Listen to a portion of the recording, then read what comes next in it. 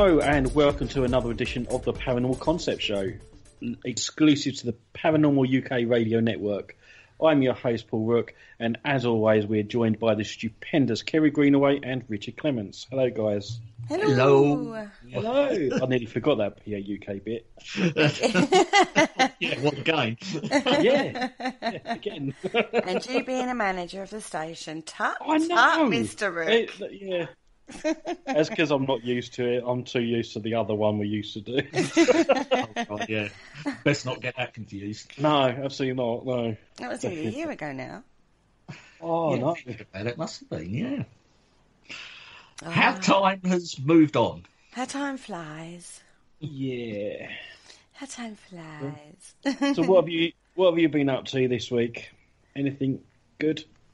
Well, I'm working on my Christmas range for Spirit and Soul Island, so I've been knee deep in suppliers this week, which is always fun. I do like buying crystals.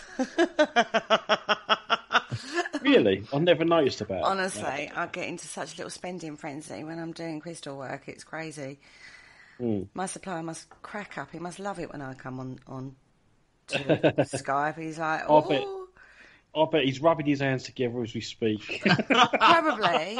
My lovely friend, how is you? I'm like, I'm great, thanks. What you got to show me this week? And he's like, oh, lots of lovelies. Does talk like that. I'm not taking the mickey. He does actually talk like that.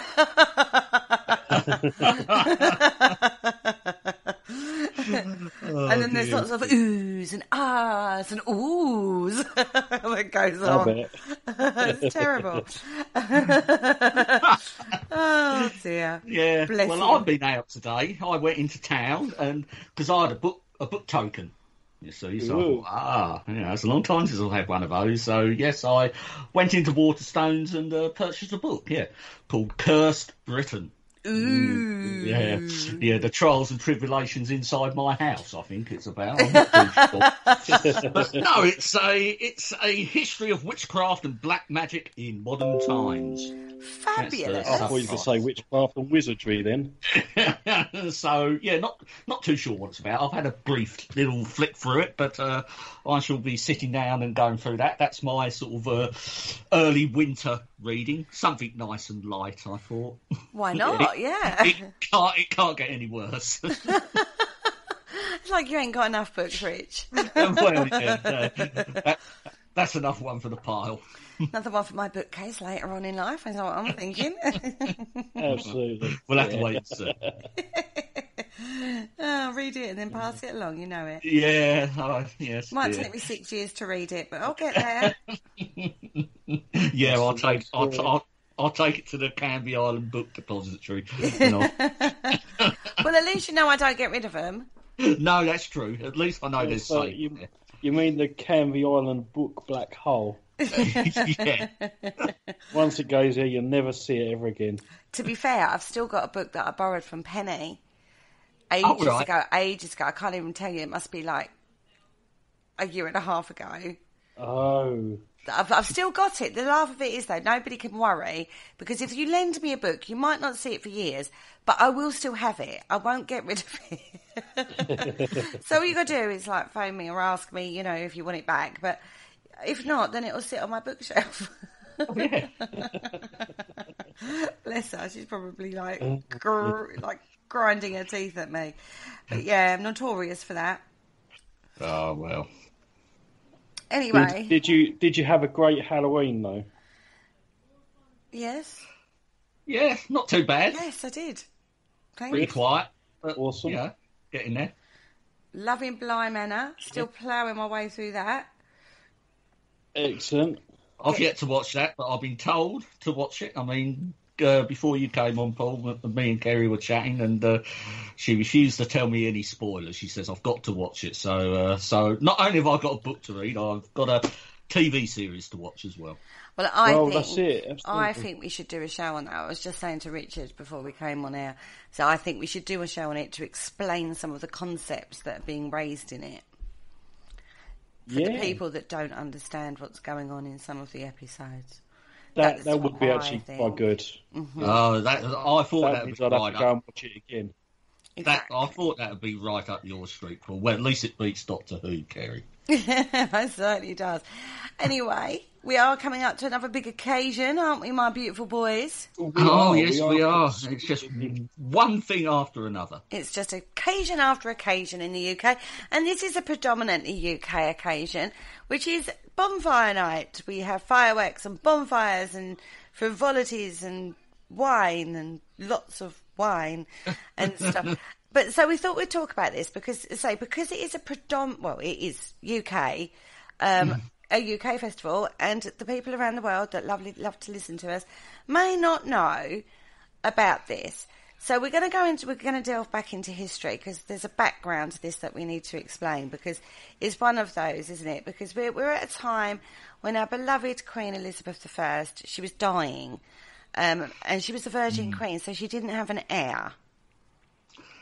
Oh, that's right, yeah. So there was a lot of anticipation, though, because during the reign of Queen Elizabeth, she was actually excommunicated by the Pope, which sort of like freed the Catholic subjects of this country actually not to have loyalty to her. So during most of her reign was taken up with trying to foil sort of Catholic plots against her, because the Catholics in the country obviously wanted the country to go back to Catholicism, which was not the religion of the UK at the time, because we had all but reverted to Protestantism.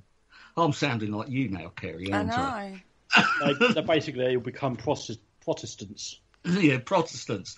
So, but against this background, there was sort of like a lot of rumblings. There was a lot of plots involving sort of perhaps killing the Queen or kidnapping her, and sort of so the Catholics could actually force some sort of ask for better treatment. But in retaliation, Queen Elizabeth and her sort of like court put very strict restrictions on the Catholic faith. They had to attend Anglican churches. I mean, they weren't allowed to celebrate Mass. So the Catholic religion here in the UK was actually pushed underground. So there was always a simmering sort of resentment and undertone from Catholics in this country. But actually, after the death of Queen Elizabeth, there looked like to be a bit of hope, because the direct heir was James VI of Scotland, who was the son of Mary Queen of Scots. And so it was thought that a lot of Catholics would be... There was a lot of like rumblings that he'll be quite favourable to Catholics. So when they brought him to England, he did actually start to ease some of the restrictions that were actually placed on Catholics here in England. Like he sort of stopped fining them for not attending churches, etc. And there was a slight sort of movement that restrictions were easing. But 1 second, let's just talk about the succession, because we've got Queen Elizabeth, no children. Yep. If a king or queen dies, their eldest son would then inherit the throne. However, Queen Elizabeth didn't have any heirs, because obviously she didn't have children, so she had to nominate an heir. Mm-hmm. So she really didn't want to nominate James VI, but she didn't really have any choice, because looking at the way the succession goes, that's who would have been next in line when you look at the family trees and stuff like that. Mary Queen of Scots was Elizabeth's half-sister. Mm-hmm. Exactly. So that's how come James VI of Scotland ended up becoming James I of England. Mm. Yeah. So that's just to explain the succession to people that might not understand how succession works outside the UK. It's so complicated. It gets complicated, everybody. Particularly back in these days. And around these sort of things, yeah.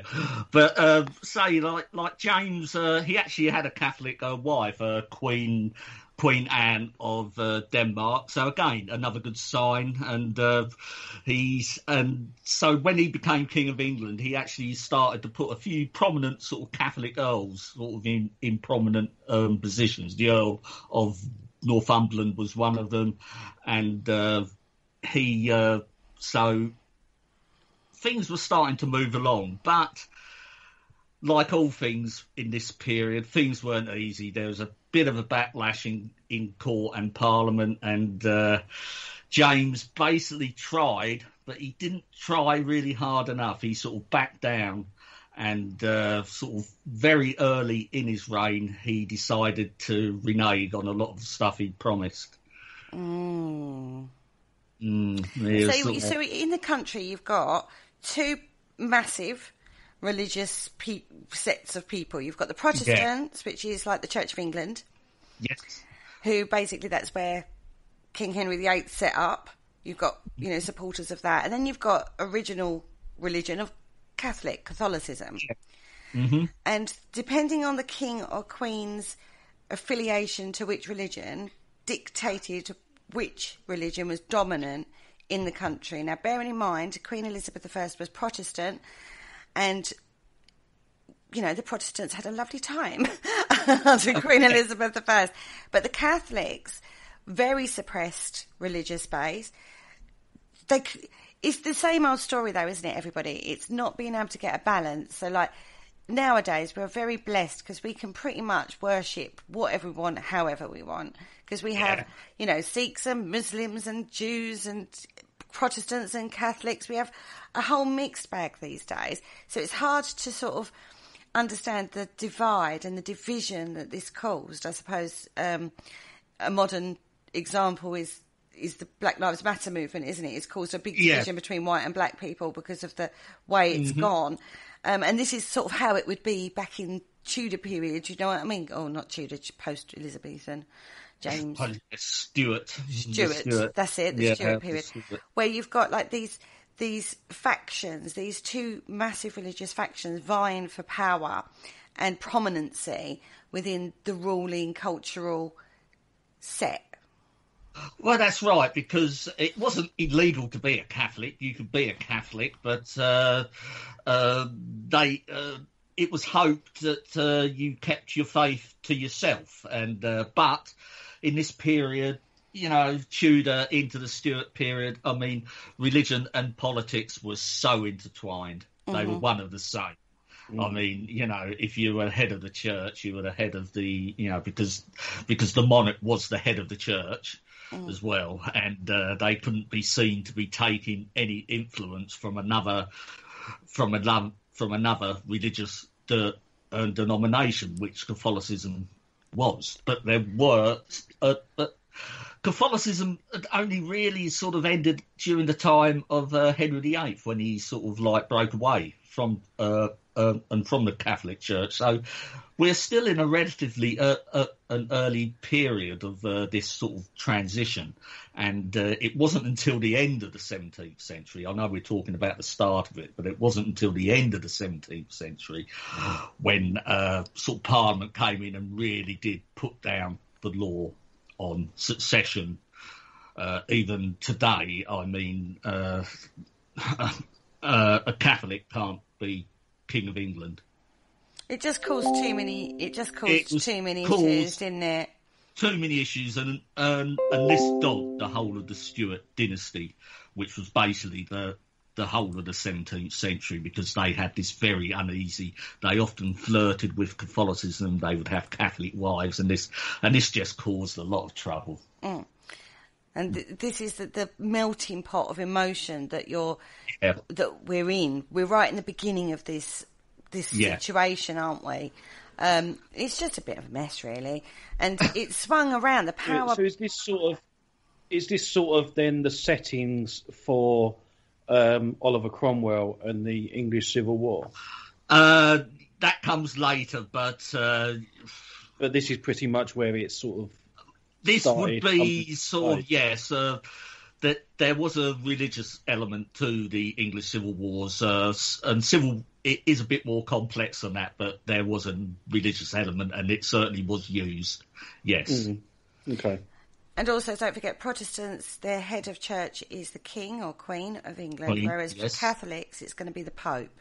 It's going to be the Pope, so there's a torn loyalty there as well. And no king or queen, because they believe they were anointed to be king or queen by God, would accept the authority of the Pope, which was the main problem with old King Henry VIII, quite frankly, which caused this problem in the first place, everybody. It gets very complicated, our English history at times. Don't you just love religion? Oh, you love it, right? So anyway, we get to this melting pot where James is trying to balance between... He's trying to... the best of both worlds. He's trying to say, basically... practice what you like, just don't cause me any hassle. I'm not prepared to be as strict about Catholicism as, other kings or queens, but don't give me no trouble. But there was a problem because he discovered two small little ones, Catholic plots in the July of 1603. And unfortunately, you're going to carry on plotting against me. I'm going to come down hard on you. That's kind of how it goes, isn't it? Yeah, and a lot of Catholics at the time were horrified when this actually happened as well. They were saying, I suppose you get militants even back then.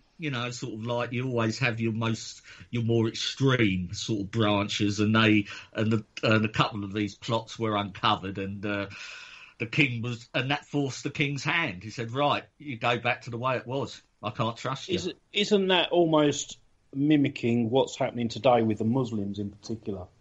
In the UK, because some of the terrorist acts that have happened in the world, they claim to do it on behalf of the Muslims. Yeah.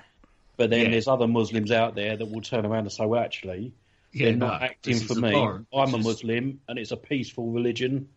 Yeah, exactly. Yeah. That's exactly what this is going on. Yeah. Yeah. So the majority of the Muslim people who are living in the West and trucking along quite nicely, they're like, don't look at us. It's got nothing to do with us. That is not us. Do you know what I mean? Whereas you've got these factions that will not be happy and will do what they can to rock the boat or try and take power. And it's all politics. It is very political, a lot of it. And as I say, at this time, the political wrangling was, as Richard has already said, is so intertwined with religion. We haven't got that separation from politics and religion as being two completely separate entities. We're still a long way off from a secular society, a secular country here. A long way off. Yeah. So this is you're not wrong in thinking it's very similar to that situation. So you've got factions within the Catholics causing trouble, and the rest of the Catholics are going, well, hold on a minute, we were getting a lot, restrictions have been lifted, we were able to start relaxing a little bit, we're starting to get a little bit of foot in power, slowly, steadily, catchy monkey kind of thing, whereas other people are like, no, we want power, and we want it now, kind of thing. And this is the problem. And so you've got poor old James right in the middle of this going, I sympathise towards the Catholics, do you know what I mean? I'm fine with the Protestants. I'm right in the middle here, and then I'm trying to keep the wife happy. That's always difficult at the best of times. Without religion in the mix, But then these two Catholic plots come up, and he's like, "I've got no choice, mate. You forced my hand." And then there was a big conference. There's a Hampton Court conference was in January of 1604, and he basically said, nah, I'm not going to take this from the Catholics in order to keep the Puritans, the Protestants and that side of it happy. And that really, really upset the Catholics. That really did cause a death blow almost to the Catholics. Their hope was sort of like devastated at that point, because it just... And this happened quite swiftly within days of this conference. Sort of like the priests and Jesuits had been expelled, and the fines had been reintroduced for not attending Anglican church and everything. I mean, it was pretty swift, which they didn't hang about in those days. No, that's one thing you will notice when you look at this period, is when like the king or queen decreed something, it happened very quickly. So like when... if you look at how quickly things happened after King Henry VIII decided to split from the Pope, from Catholicism, and set up his own church, that happened in a relatively short couple of years, a period of time. It weren't like, I think I might, what I mean? It was like, no, that's what's happening. And then he sent his troops out and it happened. Well, yeah, and anyone quick. that did get in the way, I think, was it Cromwell, sort of tried to, he just had, just trump up charges against them and have them conveniently beheaded.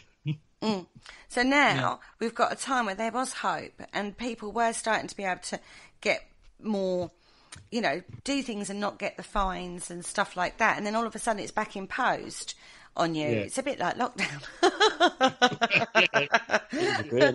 When you think about it.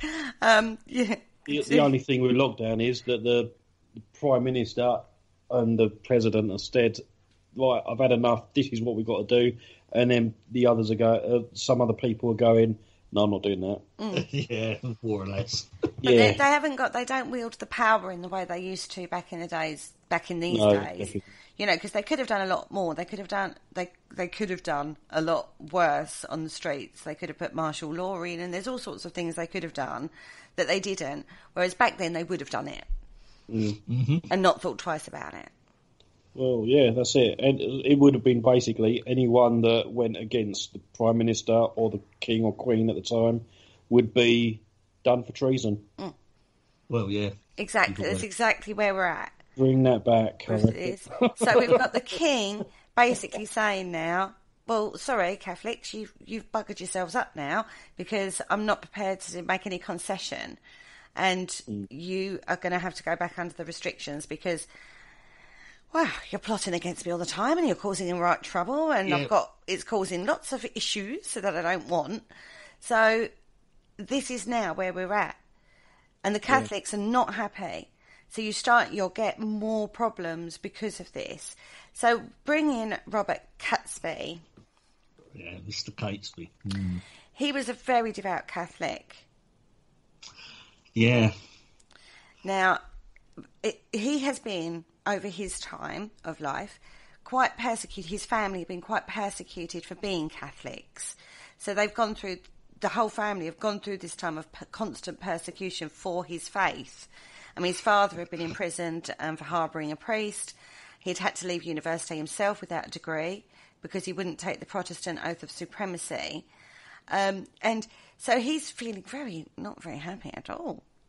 No. He's feeling very suppressed. Is old Robert. But he's the kind of person that, like some people you meet that are very charismatic. Oh, yes. I've sort of read a bit about Mr. Catesby. You would have liked him, Kerry. I think all the girls did. I reckon he was a narcissist. I love a narcissist. Oh, no, he is supposed to be very dashing. Ooh, a dashing narcissist. My kind of guy. He had his own Ferrari and everything. Woohoo! Or was it a Porsche in the garage? Sorry. Let's not go there. Let's not talk about that. No, he had a very, very magnetic personality. So when he spoke, people listened. You get these people, Charles Manson goes, whenever we talk about people like this, I see the worst in people. I never see the good ones. I always see the bad ones. Isn't that bad of me? Oh, dear. Anyway, so basically he gets all his mates together and says, oh, yeah, this is awful for us Catholics. We need to do something about this and jolly hockey sticks. And because he has a meeting, and I find it funny. He sort of gets together a couple of the original plotters first, but they have a meeting in a pub on the Strand called the Duck and Drake. As you do. As you do. Now, I have a theory about this. What's that, the Duck or the Drake? No, the fact that they're in a pub, he's out with his mates, basically. Because they're all of these people are his friends to start with. So you've got Thomas Wintour, Jack Wright, Thomas Percy and himself. So you've got the lads' night out, right? In the pub, wow, talking over, putting the world to rights. Yeah. And as the night's gone on, it's deteriorated into this plot. This is how I see this starting. I'm sorry, I don't know I don't think it was anything more than a lads' night out. I know what we should do kind of moment. Yeah. Yeah, I'm sorry. I can think that's understand what it is.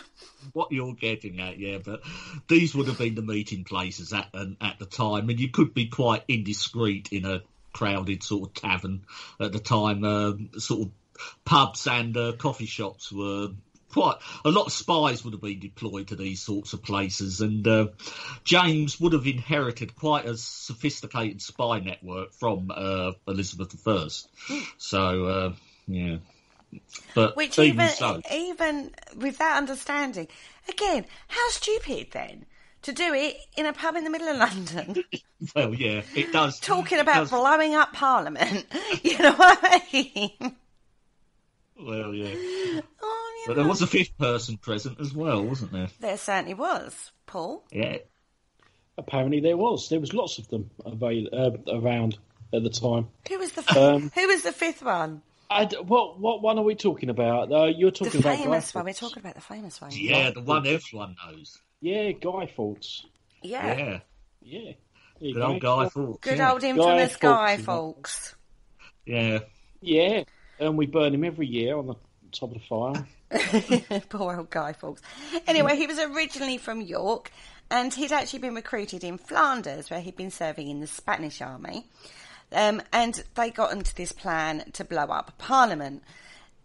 But they actually went ahead with it. It weren't just like all drunken talk. They actually went as far as going ahead with their plan. This is how strongly they felt about it. They're going to blow up Parliament. And we've got, basically, a group of mates, 5 mates, to start with, that are doing this. I reckon it probably started like, when Thomas Becket was murdered, the Archbishop of Canterbury. Yeah. It was just some flippant remark, and then 2 soldiers overheard and went off and killed him. I think it was something like that, It was a flippant remark about blowing up Parliament, and one of his mates was like, actually, that's not a bad idea, I'll do that. This is, to be fair, this is kind of how I see this, but they've got money and they've got resources, this band of fret fellas, because they actually lease a small house at the heart of Westminster, and Guy Fawkes becomes its caretaker, but it doesn't go under Guy Fawkes, he actually goes under an alias of John Johnson. Yeah, Mr. Johnson. So John Johnson is Guy Fawkes, that's his alias. Mm-hmm. So they've gone that step further. They're actually getting to the point where they're like in the heart of Westminster. They rent out this house. Now, bearing in mind, most people rented houses, like the gentry would rent an apartment or a house or a manor house, and then they would go and live there for 6 months and then move on. You know what I mean? That was quite common. Back in people would have owned property and just rented it out, and sort of like London's very different back then to what it is now. You wouldn't be able to get to rent a property within a mile of the Houses of Parliament now. But there is a house a mile. No, that's right. but back then, it was like that. There would have been, little sort of shops and sort of little houses and stuff, and people all lived on top of each other. So acquiring a property quite close to your intended target was relatively easy. And as you said, Kerry, Catesby and his original sort of 4 plotters, they were quite well connected, and they did have money. They weren't poor, so, they obviously thought they stood a chance. I have a question. What's that? On this. Now, the Houses of Parliament that we know and love today in London, is that how it was in these days? No, the Houses of Parliament we've got now were built in the 1850s, I think. The only bit surviving from the original Houses of Parliament is what's called Westminster Hall, and that's off to the left. No, it's off to the right, I believe, as you stand facing. Yeah, so that's the original. Yeah, it would have looked nothing like. Yeah, it was, wasn't it just like a massive big hall? It was basically a hall, yeah. And Westminster Hall is the is the only medieval part that's actually sort of left, and this is the part that Parliament would have sat in originally. So technically, yes, it still exists, but the Houses of Parliament you see now with Big Ben and stuff, that's built off to one side. And wasn't it made of wood as well? Well, it's a stone facade, but the interior, it would have been wood panelled and everything. Yeah. So I just wanted to give people an idea that, because I would imagine that everyone's thinking the House of Parliament as they are today, and it wasn't as magnificent as that. Just imagine an old community hall made of wood and just times it by 8. And it was a big for its day, but it wasn't massive. It was just a hall. Yeah. Yeah, it's not what you see today that they're looking to blow up. So and there's a lot of houses around that as well. So you have got this accessibility, and you also have things like cellars and stuff, which we don't really have these days either, really, do we? Not really, no. Sort of they would have been used for storage and stuff like that, And we have fridges now, so we don't need a cellar. No, this is true. So it's a very different landscape that we're talking about in regards to this plot. And it's important to bear that in mind to get it into your heads of how they managed to do this in the first place. Because it's not like that now. You'd never get away with it now. Oh, no. You just wouldn't. Right, anyway, so Parliament was successfully postponed to the 5th of November in 1605. Now, the number of plotters increased to 10. So we've gone from the original 5, we then add Robert Keyes, Robert Wintour, John Grant and Kit Wright. These are all relatives, so again, they're keeping it very small, very close within the family and friends set, basically. Yeah. So they're all related by blood or marriage to the original 5. Yeah. Okay? And one of Catesby's servants, Thomas Bates, his loyalty was equally firm. So he's been a family servant for a long time. So they're all in this little plot. So we're not talking like hundreds of thousands of people. We're talking like literally a small band of people, aren't we? Yeah, I mean, they kept it pretty much to themselves. You know, they were relying on a lot that would hopefully happen after the event, which will come a bit later, which we'll get onto. But yeah. So they then took out a lease on a ground floor cellar, which was close by the house that they had rented, where John Johnson, Guy Fawkes, was ensconced. So they've now got a cellar. Yes, because from the house they did. I was reading another account. They did actually try and tunnel because they thought they couldn't. That and the house was the closest they could get, but they knew it wasn't good enough. So they did originally try to tunnel, but they had a lot of problems tunneling. But then, to their luck, this cellar right under where everyone was going to be became available. Strike of luck. God is speaking to us. He's making our plot successful because he's given us access to this cellar. Yeah. Or did the authorities know? Well, this is one of the many theories around it, but yeah. Conspiracy 101. But anyway, this cellar was a sting operation. Maybe it was, who knows, right? But this cellar is directly underneath the House of Lords. Right? Yeah. In the following months, 36 barrels of gunpowder were moved in. 36 barrels, that's quite a lot. That's quite a lot, and what you've got to remember here, again, that was quite a feat, because gunpowder was very heavily monitored back in these days, because it was like any explosive, and to acquire 36, that would have taken a while to actually get and transport and deposit under a cellar. I mean, so that was quite an operation. The smuggler trade might have come in here. Yeah, a lot of the gunpowder, I believe, this is one of the reasons they had Guy Fawkes on board, because of his connections with the military on the continent. He basically would know how to acquire this stuff and how to handle it. By nefarious means, I feel. Mm-hmm. Oh, I'm just seeing smugglers all over this. Anyway. Now, Fawkes is travelling backwards and forwards. Although he's, ensconced in his house in London, he's also going backwards and forwards to Flanders. But he was spotted by English spies. Whilst doing this, he is noted by the spies. I mean, I kind of have him down as one of the... See, my imagination with this whole plot it runs riot. The whole thing makes me run riot. Because I have him acting like, you know, like... in like the old crappy spy movies where they're like cloak and daggery and they've got like a cloak over their eyes and they're like not suspicious at all. I've got him acting a bit like that to be, you know, pinpointed by the English spies. The classic image of Guy Fawkes with the sort of like the big felt hat, you know, the cloak, you know, with a barrel on his arm, beard, you know, exactly, whistling as he's walking down the road. Exactly. You know, nothing to see here, Gov. Nothing to see here. That's it. Of all the people that would stand out in the crowd, he probably would. I don't think it was probably like that, but you know. Anyway, he was. This got reported back to Robert Cecil. Now, Robert Cecil, Earl of Salisbury, was James's first minister, and he made the link between Fawkes and Catesby, or Catesby, or however you want to say his name.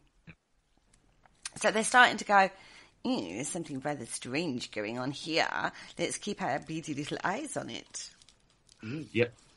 So they're now noted by the English spies. Now, am I right in thinking Robert Cecil was known as Elizabeth I's eyes? Yes.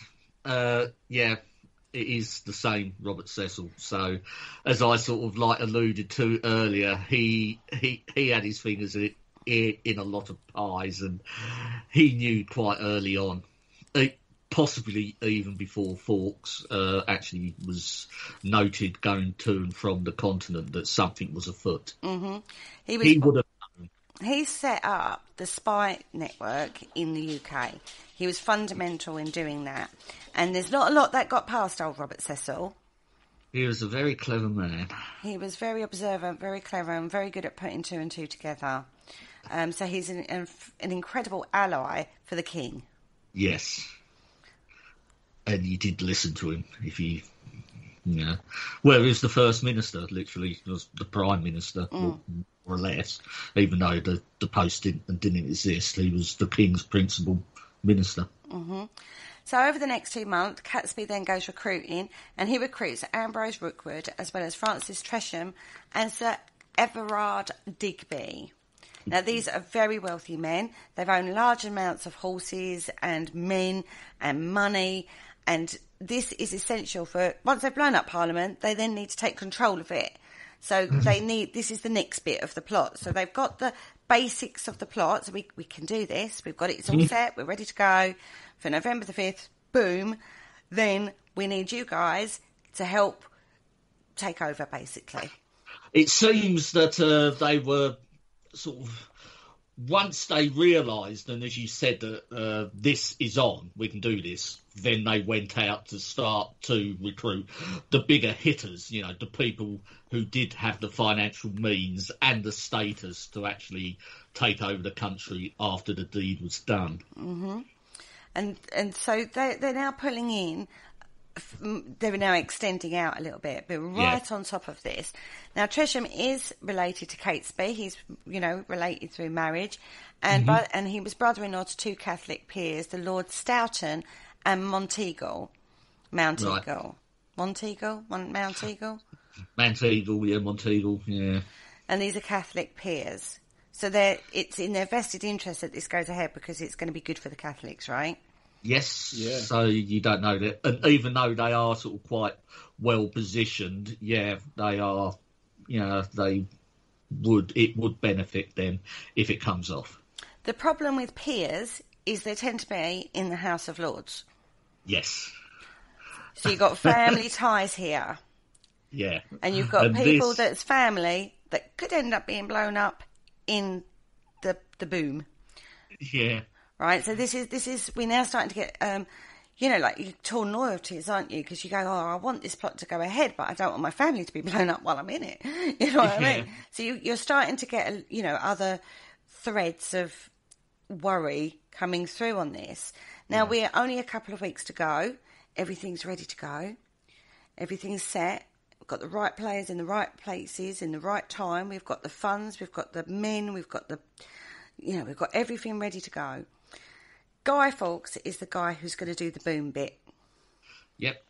He's going to light the fuse and set off to the continent. He's the one with the matches. He's the one with the matches, yeah?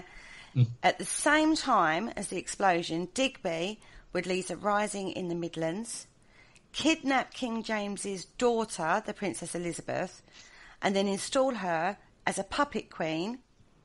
So they're going to put her as the queen because obviously the king's dead. So they're going to, we're going to kidnap her and make her do what we tell her to on the throne. Yep. And then in Europe, Guy Fawkes is going to be talking to the continental governments to help their acceptance and their support. Yeah. See, my worry about the whole Princess Elizabeth being puppet queen is where they're going to put their hands. Ooh. Ooh. It's like, is it going to be one of those puppets with the strings, marionettes, or is it going to be like a whole ventriloquist dummy? Oh, Paul, you do make me... Oh, my God, your brain goes off in angles. Really weird. Basically... I don't know where to go with that. Yeah, anyway, moving swiftly on. My imagination just goes off in a tangent when he says things like this, and then mental images come in, and I'm like, what? Where am I going with this? Just getting to the exciting bit. I know. Now we get to the exciting bit. 26th. Well, find out where the hands are going. We find out where the hands are going. Now, on the 26th of October, an anonymous letter was actually delivered to Lord Monteagle. Now, don't forget, this is the brother-in-law of one of the plotters. Yes. Right? Basically saying, don't go. Don't go to Parliament. Avoid the opening. So they obviously didn't tell him what they were planning to do when they were garnering his support. But he's received a letter. An anonymous letter at that. Yeah. Ooh. In his brother-in-law's handwriting. He thought it had come from Lord Tresham. Yeah. And then took it to Salisbury. Yeah, and that's a person you wouldn't want to have it, would it? So anyway, they decided to basically, and this is where the sting comes in. So they know now something's afoot, something nefarious is afoot, my friends. But they're going to let it play out and basically strike at the last minute, maximum impact. Let them think they're getting away with it, and then it's all okay, and they're. And this is something Salisbury was very good at. He was very good at taking it to the last minute. This is why he carried favour with Elizabeth for so long and stuff. He almost had a magical sort of like effect on court because the things he found out were always sort of done so quite theatrically and at the last minute. Which, with this plot, it took balls for him to do it. Yeah, because if he'd have got his timing wrong, it would have been a different story. Exactly. But Thomas Wald, one of Monteagle's servants, then warned the plotters that this letter had been sent. So he went, guys, Monteagle's received this letter. So they know. But they thought, well, nothing's happened. No one's come down on us. We've not been arrested or, there's no, signs that anything's amiss. So they returned to London. And on the 4th of November, Percy visited his patron Northumberland to sniff out any potential danger. So they are sort of like asking tentatively, obviously they're not going, do you know about our plot to blow up Parliament? It's not it's all very subtly done. You invited each other, you got they are sort of... to see if there is any problem, if there is any danger that their plot's been, foiled and there's a problem with it. So doesn't get anything. And this is Salisbury. This is just perfectly done, quite frankly, because none of the conspirators are worried that something's amiss at all. They're all quite confident that it's all going to go to plan. Yep. Exactly. Yeah. So they're ready to go on with the plan at this point. This is on the 4th of November. This is the day before. It's all very, very tense, isn't it, everybody? Exciting. Everyone's on the edge of their seat. Are they going to do it? Now, because it's the 4th, isn't it? And Catesby, Wright and Bates have even set off for the Midlands now, haven't they? So, they're off doing what they need to do. They're setting up their they're taking up their positions on stage, aren't they? Yeah, everybody's getting into their positioning. So you've got like Catesby, Wright and Bates going off to the Midlands, ready to do the princess kidnapping and the uprising up in the Midlands, and then you've got the people in London ready to do that. Everything is on go mode. Yeah, you've got Guy Fawkes about to go and buy a lighter. Yeah, you've got him in the tobacconist. Who's got any matches? Yeah, he's bought his matches down the local market. Buy for £1. Then Salisbury ordered Westminster to be searched. Yeah. Dun, dun, Dun, dun. dun. I know, so exciting. And then the first search spotted, strangely, a suspiciously large amount of firewood in a certain cellar. Ooh, So we got firewood. You've got firewood, yeah. What's all that doing down there? And then they carried on searching, and the second at around midnight, they found Guy Fawkes. Oh. He was arrested. He gave his alias, John Johnson, right? But Percy's name had already been linked with the cellar and the house, because he's the one who'd rented it, right? Yeah. And Yeah, obviously, absolutely. so they went, right, okay, well, Guy Fawkes, you're here with 36 barrels of, like, gunpowder. We found a load of firewood as well. What's going on, Mr. Johnson? Because obviously they said his name was John Johnson. And how do you know Percy? And he said, oh. It was just some strange person I met in the pub. And they then put a warrant for his arrest, out on Percy. So the plot is being foiled at midnight, right at the last knockings. That's a shame. And that's why it's the 5th of November, because it happened at midnight. It happened midnight on the 4th, didn't it? So, yeah, carried over into the 5th. Yeah. So, of course, now that's blown, everybody's running around, basically. You've got plotters escaping from London to the Midlands. Now, this is quite a feat. I was actually surprised at this. Rookwood, he covered 30 miles in 2 hours on one horse. Not loads of horses. He didn't change horses. He had one horse. And he did 30 miles in 2 hours. That is going some. That poor horse. Mm-hmm. We were talking about this earlier, and we said we reckon that he killed his horse to do that. He must have done. But he did catch up with the co-conspirators and warn them. So now everyone's been warned. But it's done. The plot's foiled. You're all running for your lives now because, it's only a matter of time now. We're on TikTok time. Now, Catesby, Rookwood, the Wright brothers, Percy, Bates rode to Warwickshire. Now, at the time, this was Thanksgiving, for the discovery of the plot, and they were all lighting bonfires. They were going, yeah, we foiled the plot to blow up Parliament. Woohoo! Yeah. And that was happening on the 5th of November. Everyone was going, thank the Lord that didn't happen. And they're celebrating the fact that they had... it had been discovered and Parliament had been saved and our king was safe and all this. So they're in the throes of, joviality about this all, celebration that they foiled the plot. John Johnson's in the Tower of London being interrogated and all these other people are riding for their lives to Warwickshire. Well, yeah. Up to close to where Paul is now. I know, Paul. And have they stopped by yet, Paul? No, they haven't. I've got some. Be careful! Don't answer the door to them, or you'll be in trouble. I've got some warm drinks for them in barrels. So they can stop here and go back later to try again.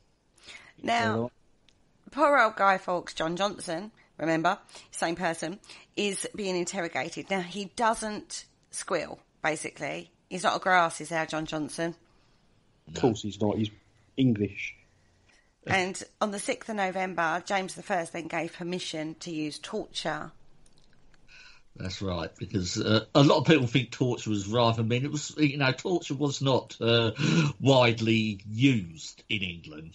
It had to be sanctioned from very high. Either the Home Secretary, perhaps Salisbury, or the King himself would have to sanction torture if they needed to get information, and this would have been one of the times the king would have thought, yes, I will sanction the use of torture to find out who's behind this. Because at the moment, the only other person linked to this is Percy. Yeah. That's all the authorities know. We know Percy. We kind of, you can make a jump of assumption to some of the other conspirators, but generally, the only one we know for definite is Percy because of him renting the houses and the cellar. And we've got this John Johnson, Guy Fawkes in thing, but we need him to squeal on them, basically. So do we know what sort of torture they used, or did they just tickle his feet? We'll go into that in a bit. Okay. Yeah. We'll get to the gruesome. He's jumping the gun a bit, yeah. He's jumping the gun. Let's just get the plot bit out of the way, and then we'll get into the real juicy bits. Looking forward. Juicy bits. Oh, that's terrible, isn't it? Yeah. Now, the plotters raided Warwick Castle, so they've decided, sod it, we're going to just go for Warwick Castle instead. Because they're now wanted men. They've got stolen horses. Consolation prize. They're literally all over the show. They ain't got a clue what they're doing now. So they ride to Holbeck House in Staffordshire because they thought that would be more easily defended.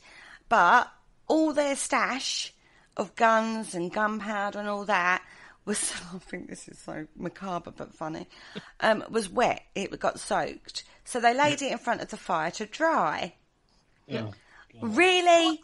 Really? Where's your common sense, people? Well, gunpowder back then was a lot different from what it is now. It was very coarse. It came in little grains, probably wheat size, sort of like, and little grains. And it was a constant problem of gunpowder getting wet back then. And to dry it out, you would sort of lay it out in sort of put it on a mat or something or a blanket and sort of just spread it out just to try and dry it out. And plus, these were desperate men. Well, yes, they are desperate men. They're being stupid. Well, I do think common sense, but there was an explosion. It blinded John Grant. So basically, they know a confrontation's coming. They've already wiped out one of their men through stupidity, quite frankly. I don't know. Anyway, 200 men was led by Sir Richard Walsh, who was the High Sheriff of Worcestershire.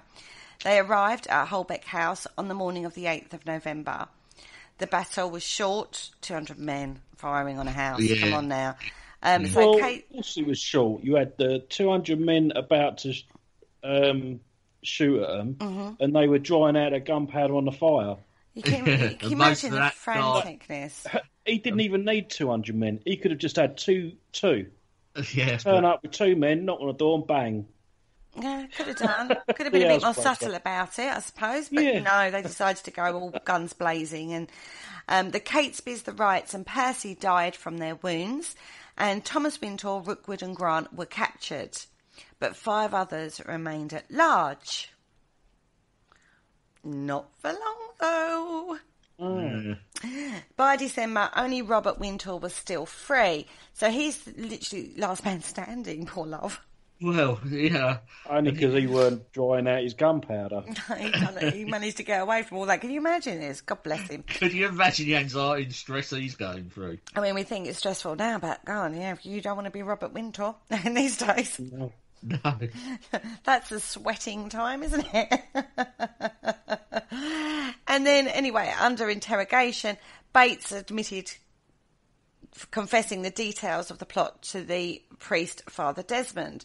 So now we've got Jesuits implicated in the powder treason. So the government set off to find him, and then they start ransacking Catholic houses. The shockwaves and the ripples of this plot is just, I don't think people understand how... The thing with the Jesuits, they were always sort of like considered behind all sorts of plots. I mean, the Jesuits were sort of like considered the fanatical sort of wing of the Catholic sort of church, you know. So if you could imply the Jesuits, you were laughing. It gave the crown free rein to do anything, and that's when they really sort of went out and, as you said, Kerry, they were ransacking any Catholic home or anywhere. And this is the last thing Catholics actually wanted. Yeah. You know, I mean, you can't underestimate the shockwaves that this put through the community, you know, like the culture and the society at that time. It really was from a tiny plot with 10 guys to blow up the Houses of Parliament, the shockwaves of this and the impact it had was just incredible, really, wasn't it? Yeah. So, It was.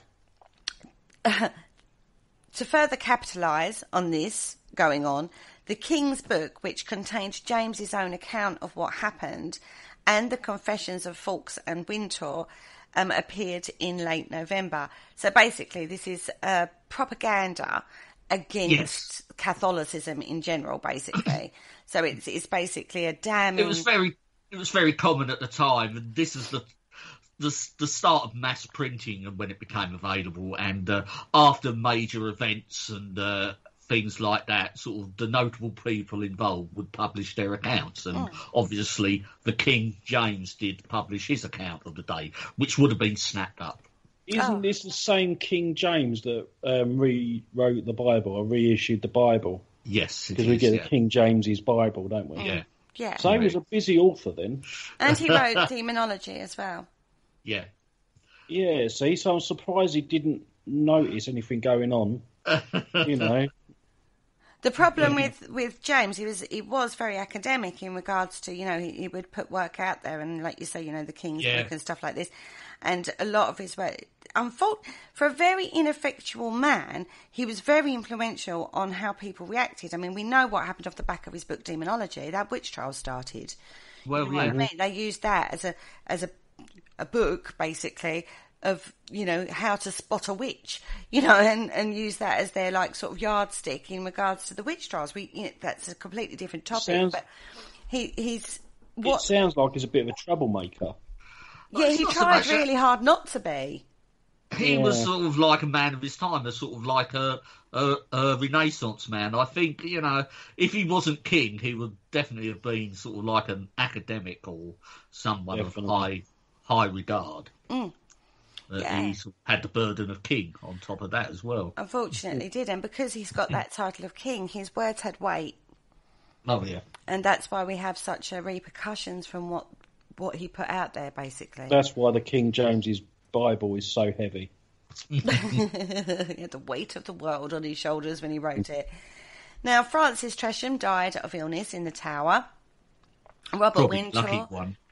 Pardon? Probably the lucky one. Yeah, because it was in December, so it didn't last long. Basically, Robert Wintour was captured in the new year, and in 1606, on the 27th of January, the trials began. Now, basically, Salisbury has sort of layered this. He's in control of this trial, shall we say? Yep. And basically puts the principal responsibility on the Jesuits. And then, basically, they all got found guilty. The long and the short of it. I don't think it was a very long trial.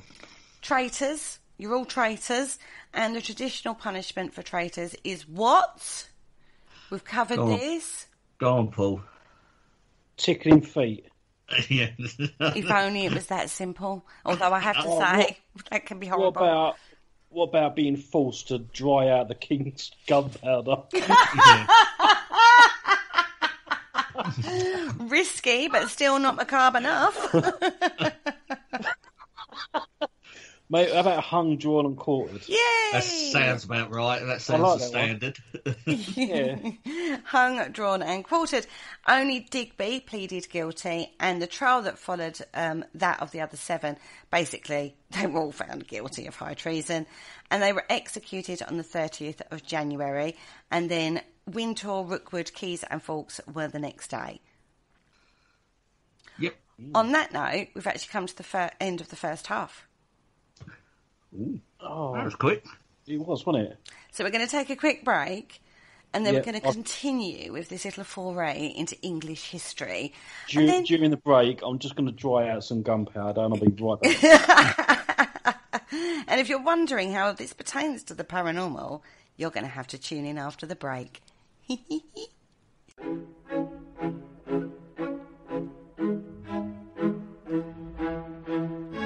Hello, Harry Price here. If there's nothing me and my friends enjoy more here on the other side, it is to sit back and relax and listen to the Paranormal Concept Show, right here on the PAUK Radio Network. broadcasting a plethora of interesting and informative content for all your paranormal needs. Find them across social media to keep up to date with forthcoming shows and all their other adventures. Hello, is there anybody there? And welcome back to the Paranormal Concept Show, exclusive to the Paranormal UK Radio Network. Now, before the break, we delved into the history and set the scene and told you all about the plot and the conspirators and all that sort of stuff. And so now we're going to get into a little bit more detail in regards to torture. Yeah, this is the bit everyone's been waiting for. Yeah, you love a bit of torture, don't you, Kerry? Oh, shh. Don't tell everybody. That's private information. And from what I hear, Paul, I'm not the only one. Oh dear. Come on, you two. Anyway, getting back on topic. Now, Guy Fawkes obviously got tortured in the Tower of London to give up the names of the other co-conspirators that were all involved. But when he was asked about why he had so much gunpowder, because he had 36 barrels, remember, he was found with the 36 barrels, but he said, to blow you Scotch beggars back to your native mountains. Defiant answer there. Right? And that was just while he was being talked to, asked questions like you would. And then he wasn't giving any information away. We've already said that James gave permission for Guy Fawkes or John Johnson, to be tortured. And in a letter of the 6th of November, James wrote, the gentler tortures are to be first used unto him, et sic per gradus ad ima tenditur. Sure. And thus by steps extended to greater ones, and so Godspeed your good work. Good work? Torturing somebody? Lovely. So, light torture. What do they class as light torture? I think that is tickling feet, tickling arms. Obviously, pinning them down and so they can't pull away or anything, because that is quite torturous, isn't it?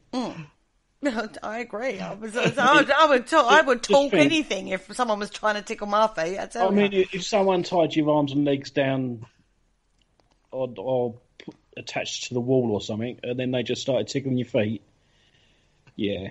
For me, you and your foot fetish, yeah. Unless you're a foot fetisher, no, and then if anyone had to, everyone done that to me, by the time if they took me down, they would have to leave the country because I wouldn't care. Well, a light torture is actually by using manacles. Basically, it's handcuffs and hung from a wall. These aren't fluffy pink handcuffs, by the way. These are iron ones, so they're going to cut into your wrists. Yeah. And you're going to be hung from the wall. So your entire body weight is hanging basically from your wrists on these manacles. You see, isn't there a famous Monty Python one where they're manacled to the wall? Yes, I believe there is. It's at Life of Brian. The guy's manacled to the wall. Yeah. I can't remember which one though.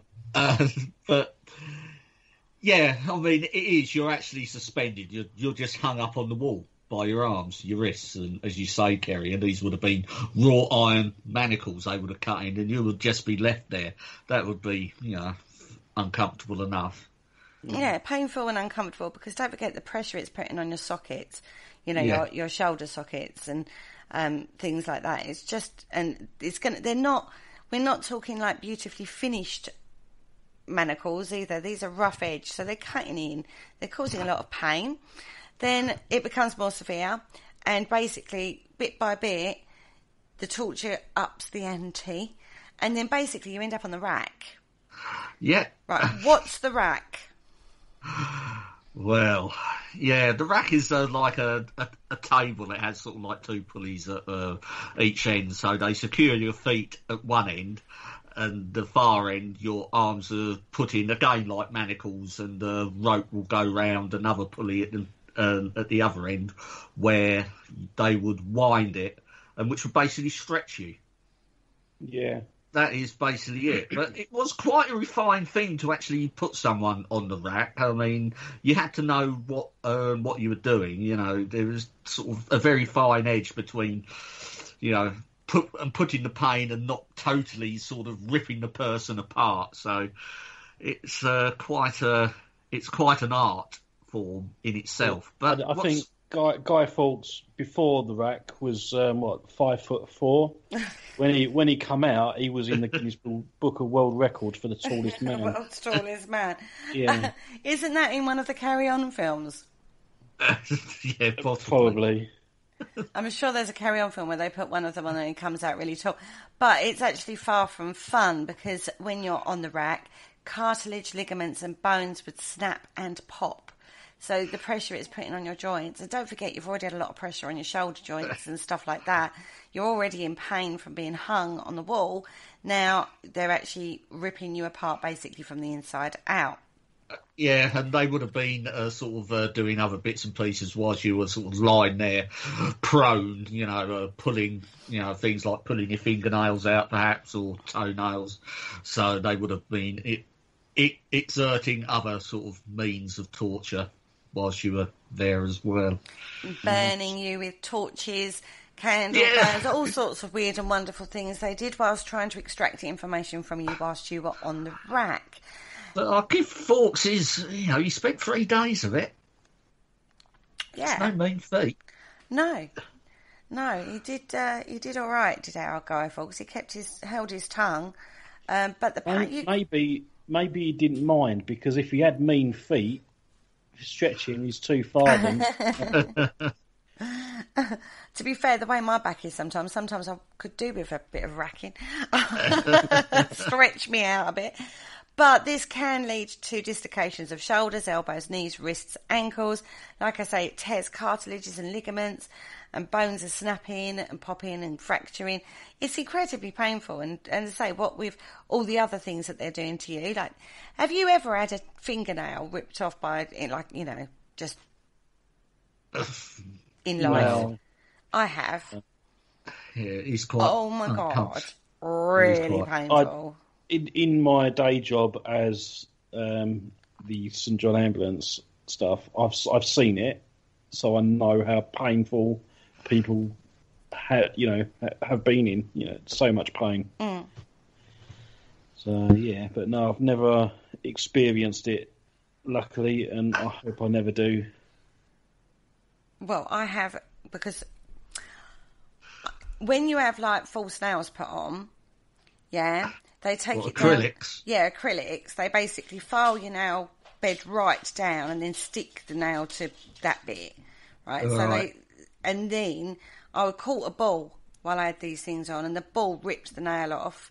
And oh my God, that was the worst pain I think I've ever felt in my life. It was so painful.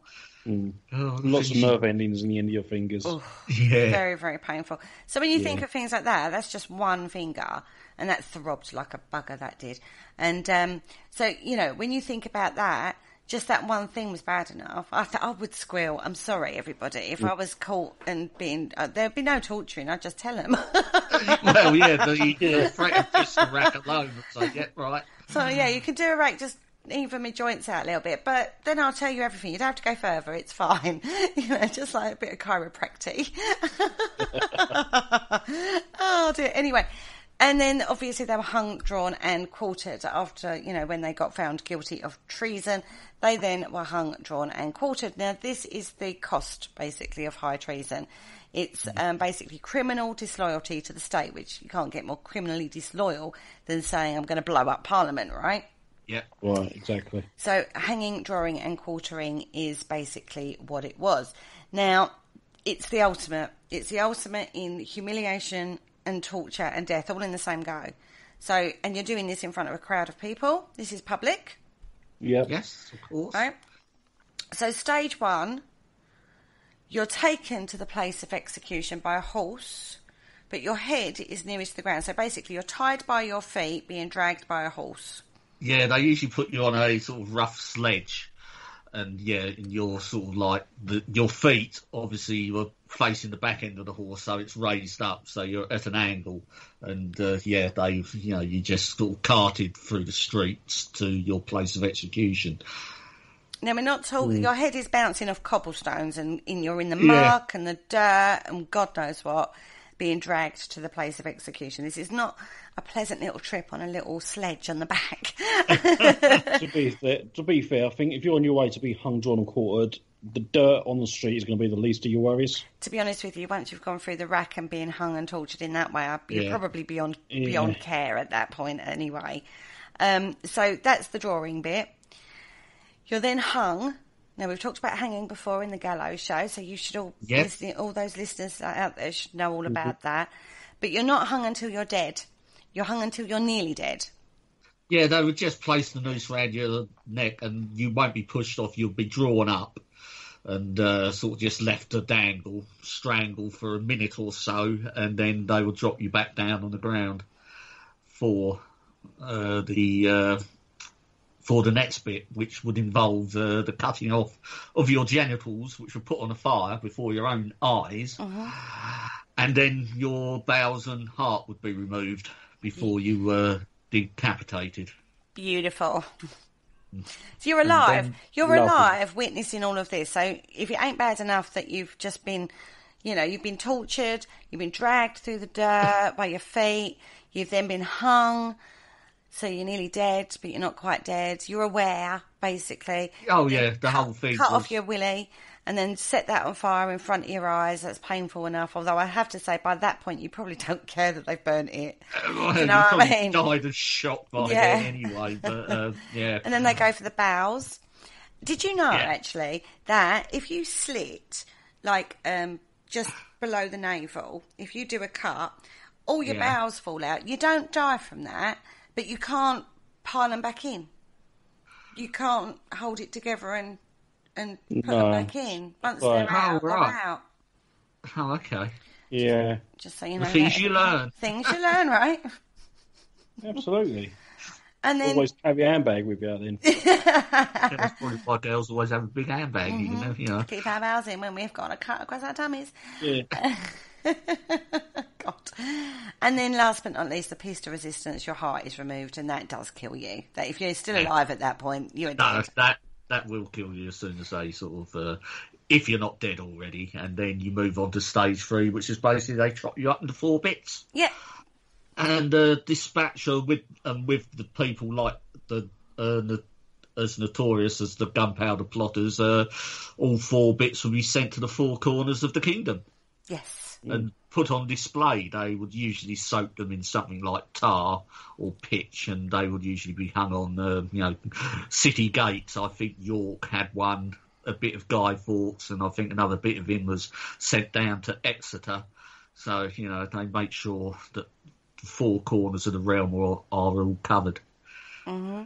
And don't forget, if you're in a long line of people waiting for the hang, drawing and quartering, you're watching all of this go ahead, and you're waiting for your turn. They're not doing it all in one go. They're doing this like one person after another. So Guy Fawkes at this point, he's waiting and watching his co-conspirators sort of go through this process before him. But he has enough wits about him, even though he's like weak and he's been through hell. He gets to the bit where he's hung, but he jumps. And that actually breaks his neck. Yeah, so he's dead. Yeah, so, yeah, he probably took the wise move there. To be fair, I think Coward's way out. Yeah. Well, coward's way out, Paul. Well, if you can't do the time, don't do the crime.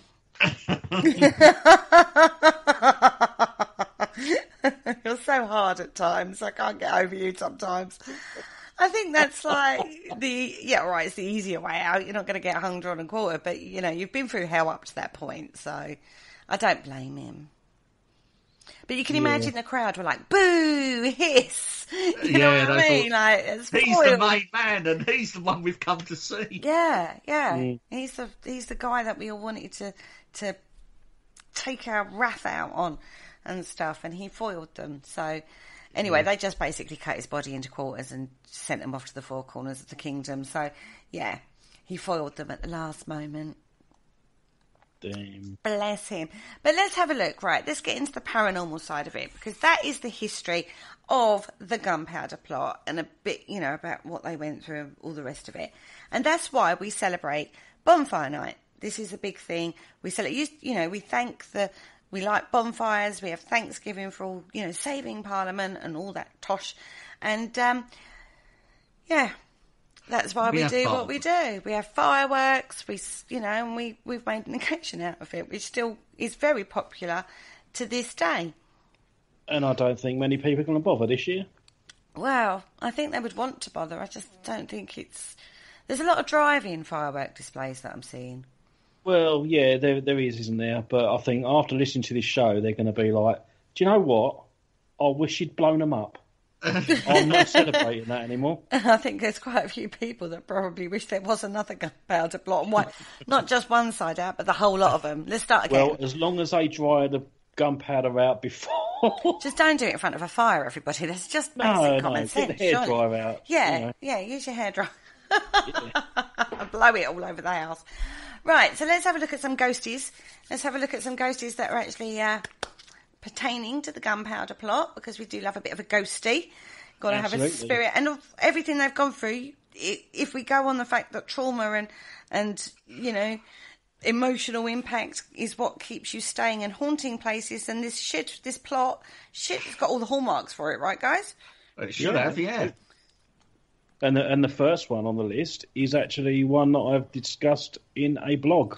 Correct. It is the Tower of London, the infamous Tower of London, which is a place that we all want to go and investigate, but no one's allowed to. I like what the research says here. It's got more ghosts than a Pac-Man convention. It does have a lot of ghosts, the Tower of London. I would say, if you can guarantee a ghost, the Tower of London's got to be up there, right? Well, it's got to be. It's got to be. And, and even this incident in history doesn't seem to have gone amiss, does it? No, it doesn't. Guy Fawkes is supposed to be, supposed to do it. Yes. Haunt, should I say. It's supposed to do it. Yeah, it does it at the Tower of London, everybody. Basically, there's a room where he was kept, and there is, when you go into it, it has signatures, and it's got the before and the after signatures. So, like, before he was tortured and then the after tortured, you can sort of see the deterioration. That word there. In the tower, so, and that you can still see that signature. Yeah, it is quite a famous document. Yeah, I will try and get a post up for that when the show's out and put it on the Facebook page. Mm-hmm. Now, his screams and cries are said to be heard in the room where he was held, and the room is now named after him. It's the Fawkes Tower. Oh, right. That's the one where they were tickling his feet. Yeah, definitely. And he's one of many. And the reason we brought up the Tower of London ghosties is mainly because we're talking about Guy Fawkes, and he's supposed to haunt there, so you can hear him screaming. Yeah. I don't blame him.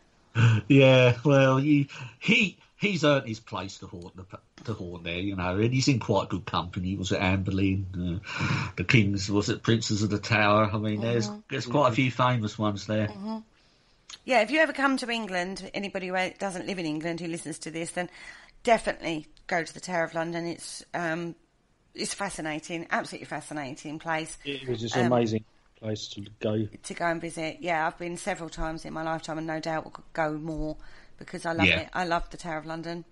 It's cute. Yeah. Cute, and it's got lots of gems there, which is like my favourite bit. I can't get me. The crown jewels, eh? Mm-hmm. Yeah. I know. I do like that bit.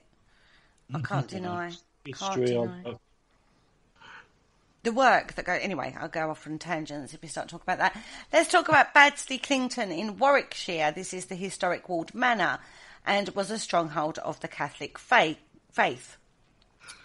Packed with priest holes. What's a priest hole? Oh, that's a hole where priests used to hide in when Oliver come knocking on his door.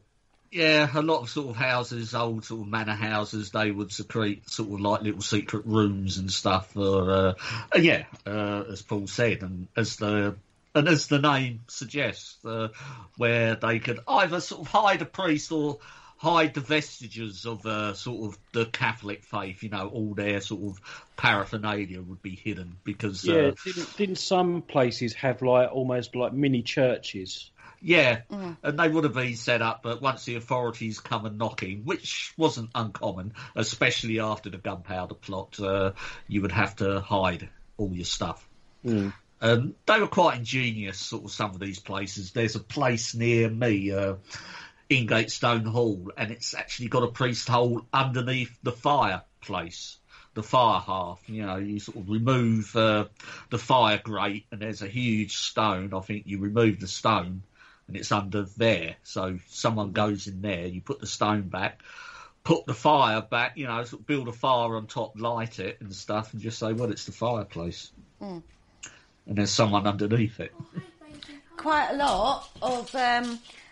it's quite common, actually, because also in the chimney stack as well, they'd put, like, you'd go up into the chimney stack and then there'd be a room off that they would... obviously block off, then light a fire, so it just looks like a fire.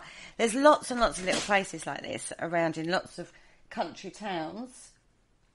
Yeah, and the authorities would actually sort of know that a lot of these sort of well-to-do manor houses, especially ones owned by Catholics or Catholic sympathisers, would have these, and they would go to some quite extremes to actually try and find them. You know, some they would ransack the place, or others they would try and find more subtly by measuring the rooms and then sort of measuring the outsides and stuff like that to see if there's any disparity in the space taken up. You know, so they did go to... Yes, they went to long, you know, methods and lengths to continue practising their faith. Well, in Baddesley, this is actually a place where Thomas Percy, one of the guys, you know, the fifth man to sign up to the plot, right? He was the one that leased the places in London next to Parliament, blah, blah, blah. Yeah, that guy.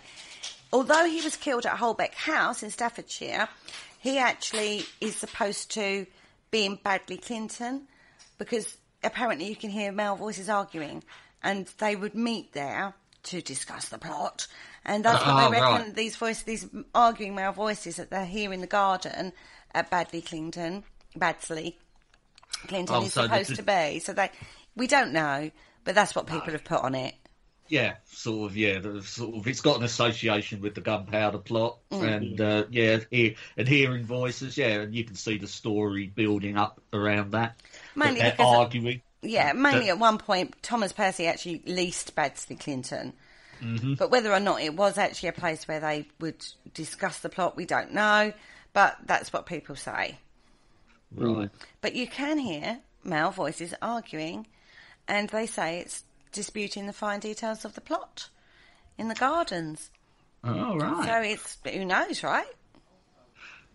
Yeah. Who knows, yeah. It's probably an argument about who's sending the letter. Yeah. It grassed them all up. It grassed us up. Haddington Court in Worcestershire. Yep. Right, the Wintour family, this is. Now, Robert Wintour lived at Haddington Court from the end of the 15th century. And if you look on the window, you can see where the Wintour brothers have scratched their names. That's quite a common practice, actually, and it was a common practice. Well, yeah, there's sort of a few sort of houses and sort of old school. Isn't Shakespeare's old schoolroom in Stratford-upon-Avon supposed to have his moniker somewhere inscribed on a post or something? Which I believe he sort of done. It's almost like graffiti, but for us, it's really interesting looking back in history, isn't it? When you see these things. I mean, for one, it's phenomenal that age glass has lasted. Yeah. To houses. Very old glass. Yeah. But like when you go to, like we talked about Guy Fawkes in that room, there's loads and loads of, people have carved their names and stuff into the walls and stuff. So it takes some time. Well, they had a lot of time to do it. And plus back then, it was possibly the only way you could be sure of putting your name to posterity, isn't it? History, because it would stay there for a long time. Because if you did wind up in, say, somewhere like the Tower of London, it was pretty certain what your fate was possibly going to be. Well, this was when they were younger, so this is like when they were boys. But when they were on the run, they actually returned to Huddington, and they rested a short while, took mass, then rode off, and that's when they got captured.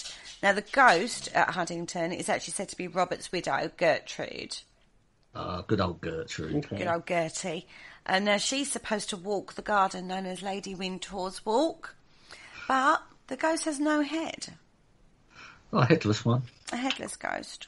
You've got to have a headless ghost. She hung or hung on a quarter din or something? Or? No. She died. She just died in despair, basically, because both her brother and her husband were executed. Yeah, so she's sort of like, that's the case, the classic sort of, not crisis and apparition, but apparition that's sort of just waiting for a lost love to come back. So the fact that she hasn't got a head, she's doing it in sympathy of... yeah. Sympathetic headless. Yeah, we'll go with that. Oh, my Lord. Holbeck House, oh dear, was the site of the Gunpowder's plot's last bloody stand, where they had a big shootout. Do you remember 200 people went and they dried their gunpowder in front of the fire? Yeah, that's this house. It was, at the time, it was a brand new house owned by Stephen Littleton, or there's different spellings on that one, but he's Stephen Littleton. And he was actually a prominent member of the Midlands Catholic community. His brother Humphrey, the names, honestly, you can understand why some of these names have fallen out of favour, was also involved in the scheme. But they don't think they were like overly involved. They sort of knew, but were part of the uprising more than the actual big plot. Mm-hmm. Right? And it's to do with finance and resources more than the actual blowing up bit. Now, apparently the local ghost can be traced to the public executions of both Stephen and Humphrey. So, yeah.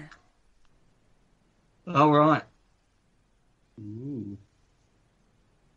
I know. What do we go? How do we go on from there? I mean, wow. I don't know. It's now a care home, Holbeck House. But apparently, but apparently you can see bullet marks in the wall. Yes, you can still see the shot marks where the sort of siege, the brief siege, took place. They basically just surrounded the house, shot it up a bit. And I think Catesby and that lot actually sort of knew the situation was hopeless and just ran out of the front door, sort of with their swords drawn, and were shot down. Where they were, I don't know. So most of the residents probably know all about it because they were there. Because it's a care home, very cynical. Apparently, anyway. Well, one of the grooms was like a bit like, I'm out of here, I got nothing to do with this, I'm out of here, right? I'm not going to stick around for this.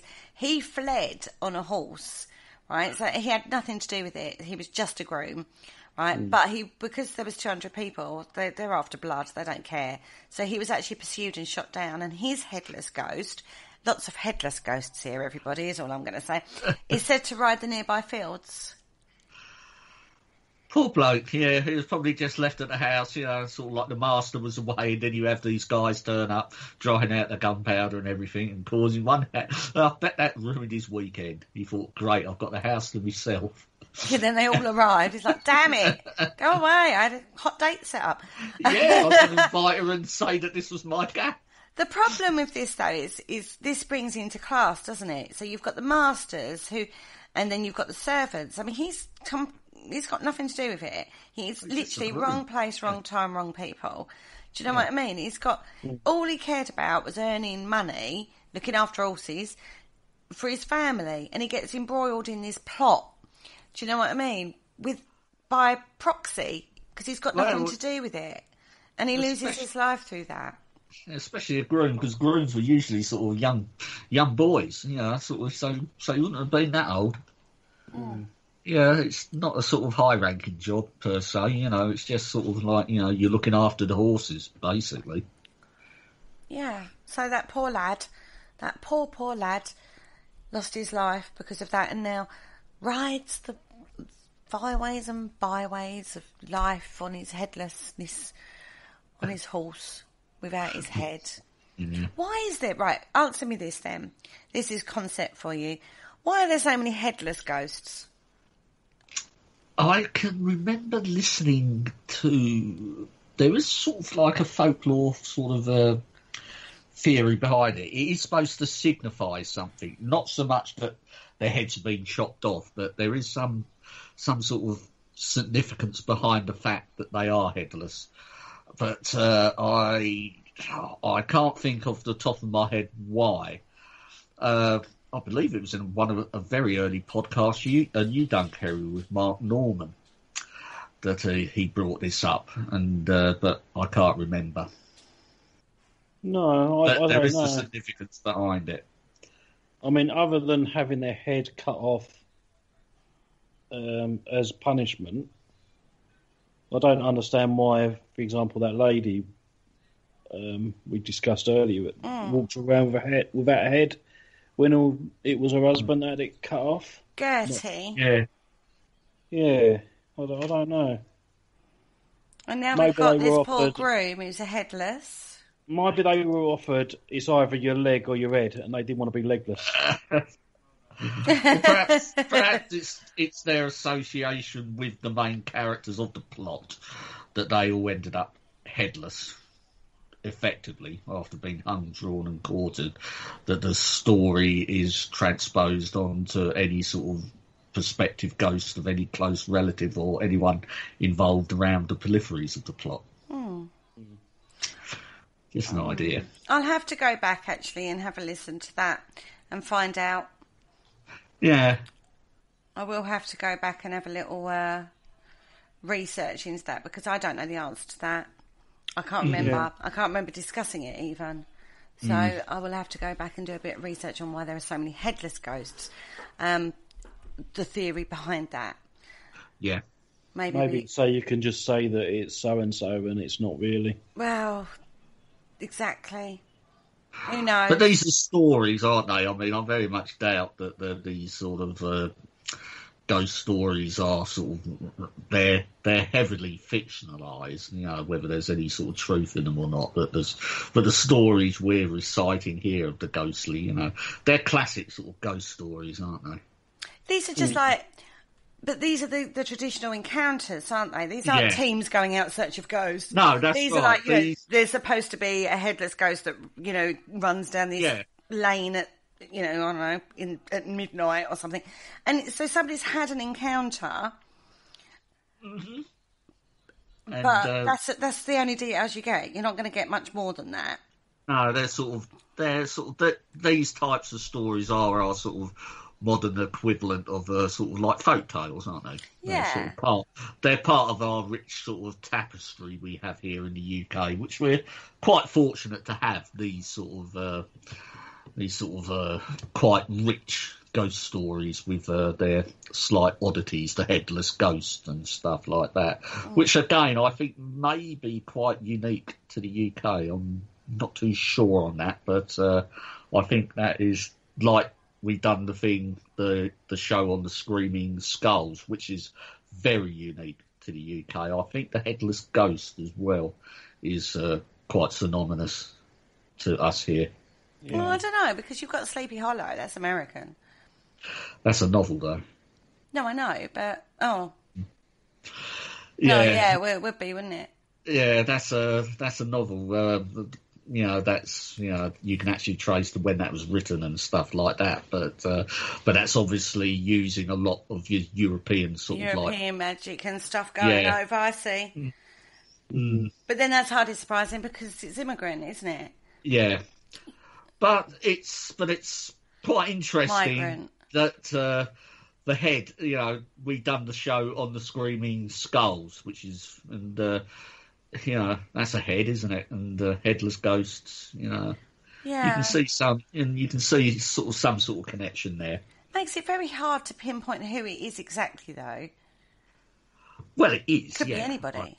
Like you say, it could be anybody. Yeah. I mean, a lot of these stories, you know, if you see, and especially around the stately homes and stuff, if you come across something unusual, you're not going to recognise an individual person per se, especially someone from this period in history, unless you are an academic or something like that, and you sort of do know what they look like. And if not, you say, well, this house was owned by such and such, Anne Boleyn or whatever, so it's the ghost of Anne Boleyn. Yeah, because she had her head cut off by, there's a history overlaying you overlay the history onto the encounter then, don't you? Yeah, that's right. Because, and why would a ghost be headless? Well, we have actually got an Anne Boleyn that's had her head chopped off, so it's got to be her. You know what I mean? But with right. Gertrude, she didn't. Her husband and a brother-in-law did. Yeah. You know what I mean? But and if this sighting is true, then is it Gertie at all? It could be someone else. It could be something completely different. Yeah. Or it may not be anything at all. It's just, I don't know, your eyes not right or something. Anyway, let's talk about the Catesby estate, which is Ashby St Ledger Manor in Northamptonshire. This is the Catesby estate. Now, they basically ran up an awful lot of debt. They were constantly fined for Catholicism worship. So they drove them to debt. They were very tenacious, weren't they? Well, very committed to their faith. And very committed. Now, he held meetings to do with the gunpowder plot, obviously, there. And this was the command centre of the plot. So there's lots of ghost stories surrounding Ashby St Ledger. Now, you found this account in the Chicago Tribune, didn't you, Richard? Yes, I believe I did. Did a ghost drive Mrs. Marshall Field Jr. from Ashby St Ledger? Ooh. Probably not. Probably not. Well, Mrs. Fields was a young widow and her son, called the richest boy in the world. So these are very well-to-do people. Very, very well-to-do people here. Right. Okay? This is 1907. He was at Eton, getting an English education. So she's come to England to basically do her son's education. Because there's none better than Eton, right? Right, yeah, of course. Probably so. Mm-hmm. Now, the Tribune answered their questions in an affirmative because ghosts were persistently talking away in the same room, and this room was where the plotters had planned to murder the king. Right. They reckoned that you could hear the voice of old Sir Robert Catesby cursing King James for his persecution, his heavy levies of taxes and penalties upon the Catholics. And it is said that the screams of the tortured ones can be heard in the great banqueting hall, and laughs of soldiers who are striving to force them to reveal their hiding place of the Catesby jewels. So we've got a whole little shebang there. And isn't that a great story? I mean, that is that sort of paragraph in itself. It's got all the elements of your classic ghost story, isn't it? Totally. I'm a guide. This poor woman, she's got a son being trained at Eton and, being educated at Eton, and she's left in this house and she's got all this going on and it's all a bit too much, so she had to leave. Yeah. Terrible life. Terrible. How inconvenient. Any just. So, yeah. So, those are some of the hauntings allegedly associated with the gunpowder plot. Now, what do we make of it all? What do we make of it all, everybody? I like it. I mean, as regards the sort of hauntings, I mean, there's sort of, apart from the alleged sort of Guy Fawkes sort of haunting, that sort of seems to be the only sort of place you can place a location he was actually at. And the rest seem to be sort of properties and stuff which were either owned by families or the families of the plotters were once associated with. So for a bit of notoriety, why not sort of play that up when you're sort of trying to sell your manor house or something? It's got a ghost of one of the gunpowder plotters. Mm. Yeah, I think the hauntings are very circumstantial.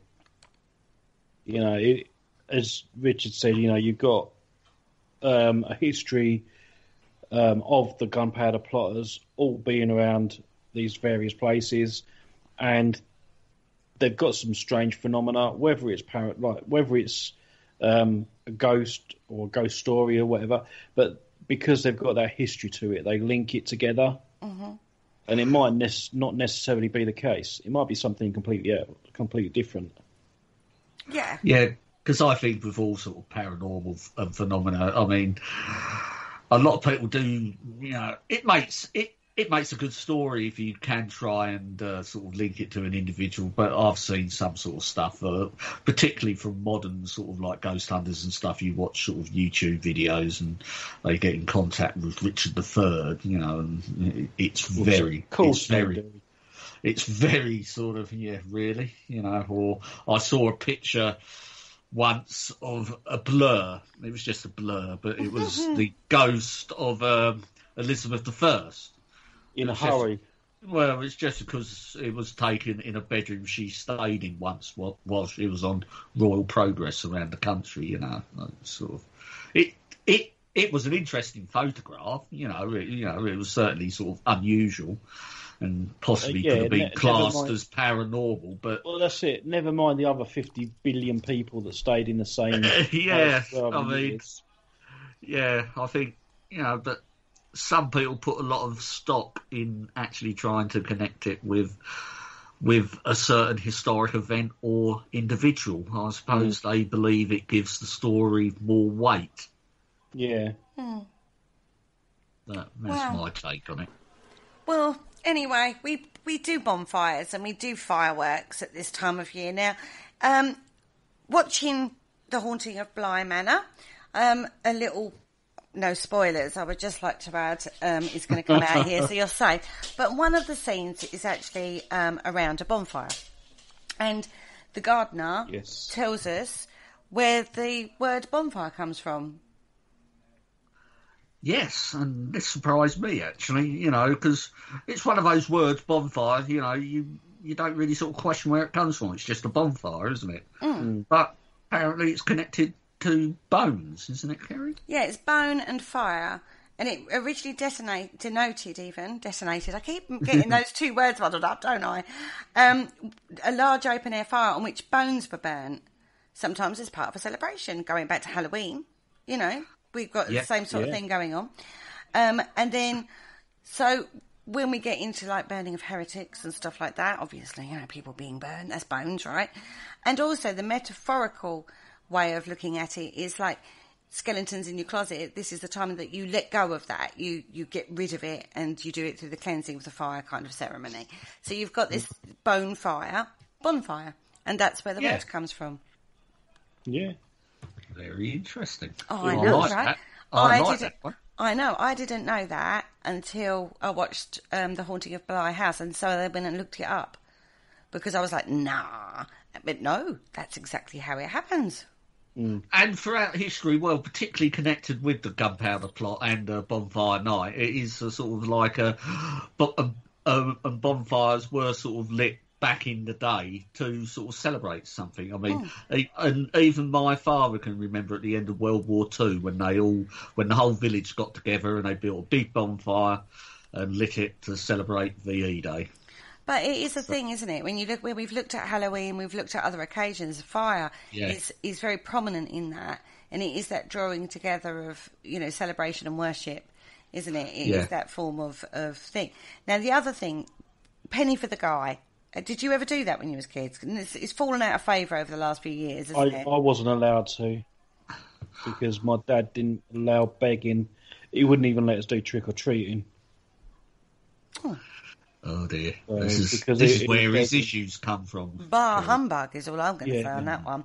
Now, the burning of effigies, I always thought was to do with Guy Fawkes. You build a figure and you go down the town or wherever and you go, penny for the guy, and you get money to buy your fireworks with. And then on the night, on your big bonfire, you then chuck this effigy, this, paper, not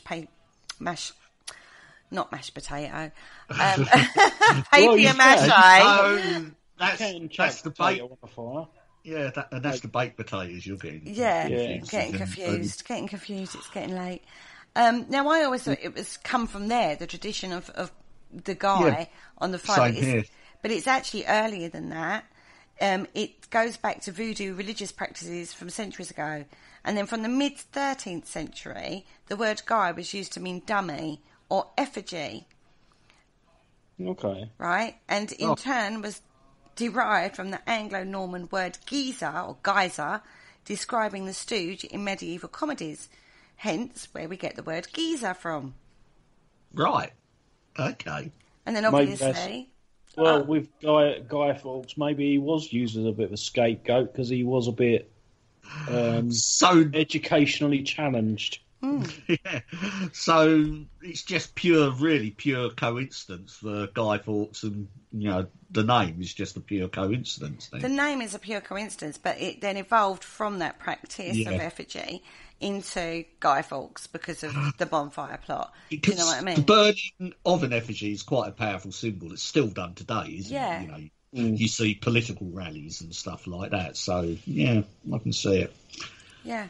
So I was surprised that actually comes from an earlier tradition, and that it is pure coincidence that he was named Guy Fawkes. Yeah. All right. Do you know what I mean? I was shocked at that. But now we throw Guy, as in Guy Fawkes, onto the fire. But again, that practice is sort of in the last few years. I say last few years. What, last 20, 30 years? Yeah. We don't tend to do that now, do we? Yeah, I do have memories of it. I never participated in it myself, but I can remember, there was, usually a guy in the high street, a guy in a wheelbarrow, usually somewhere, a kid standing next to it, and people chucking pennies into the pot. Yeah. No, it's more like pound coins. Yeah. Yeah, I remember people doing that. I never did it myself, but I do have vague memories of seeing people doing it, kids doing it. Yeah. Like a effigy on a wheelbarrow, wasn't it? And then they'd sit there and do that. But that practice has actually fallen out of favour. Don't see that very often now. And basically it was getting money so you could buy fireworks. So you could let fireworks off. And fireworks, again, go back in quite a long time in history. They're not a new thing. No, the ancient Chinese used them. That's where it came from originally. But they became very prevalent in the 13th century in the UK, didn't they? Was it Edward something or other? Edward III, I believe, he was quite partial to some fireworks, and even a bit later, I mean, Queen Elizabeth I, she even appointed, a master of the fireworks or something, because I think every celebration she had, it was always accompanied by fireworks. Yeah, I loved a bit. So they weren't unusual. I mean, they're not a modern thing. No.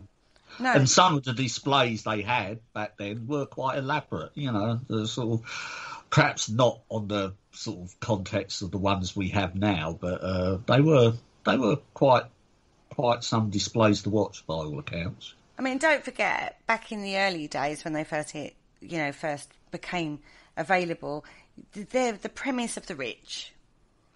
Yes, because you're literally sending money up in smoke, aren't you? To be honest with you, these days the cost of them, they're quite costly, aren't they? I think that's a waste of money. I love fireworks, though. I do love fireworks. I do love fireworks. Kids love bonfire night when you're around. No, I always make sure we always used to do like a bonfire party, like a firework party. We'd get all the family round and everyone would bring some fireworks, and by the end of the night you've got like I think one year we were still letting them off at midnight one year because we had so many. And then so that was you. Unfortunately, we only do it on the one night though, not every night through November and December, which seems to be what happens these days. I think it's confused as well with Diwali as well, with the Festival of Light for the Indian community. Yeah. I think isn't it like about a week after Bonfire Night? Yeah, I think that's coming up, isn't it? The Festival of Light. Plus New Year's Eve as well. I hear a lot going off now that you never really used to hear a lot of. But I think, because plus here in the UK, you can actually purchase them from the shops.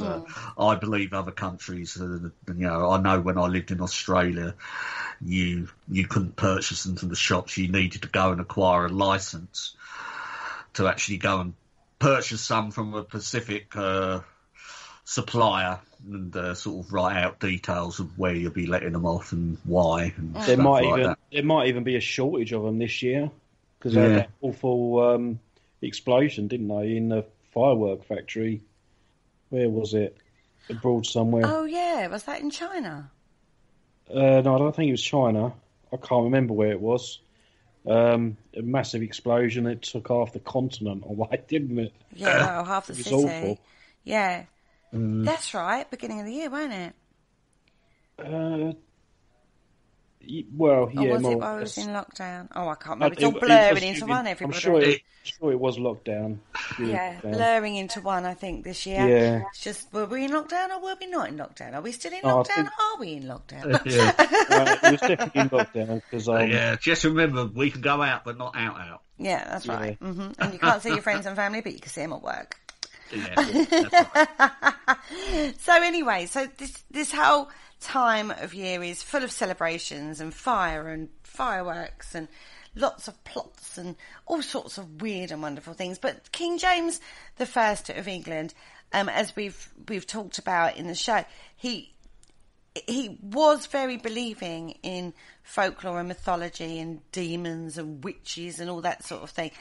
Off the back of him, we have the book Demonology. He wrote that, and that leads into a whole other side of history that we're not going to go down in this one. But we found a really interesting article, didn't we, about demonic spirits following the 1605 gunpowder plot revealed by witch marks in Kent, is the headline.